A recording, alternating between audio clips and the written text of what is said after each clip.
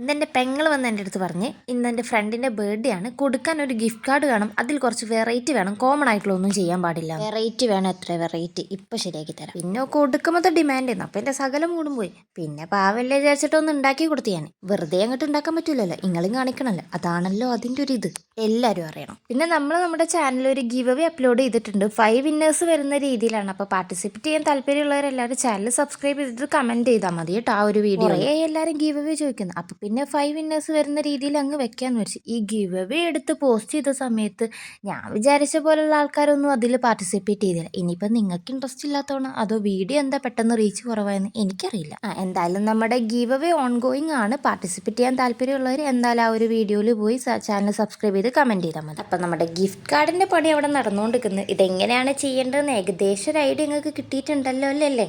ആദ്യം ഒരു കേക്കിൻ്റെ ഷേപ്പിൽ നമ്മൾ വരച്ചു കൊടുക്കുക. എന്നിട്ട് അതിൻ്റെ എഡ്ജസ് കട്ട് ചെയ്ത് കൊടുത്തിട്ട് സൈഡിലൂടെ ഇങ്ങനെ വെച്ചിട്ട് ഇങ്ങനെ മടക്കി കൊടുത്താൽ മതി. അപ്പം അങ്ങനെ വരുമ്പോൾ തന്നെ നമുക്ക് ആ ഒരു കേക്കൊക്കെ റെഡി ആക്കി കിട്ടും.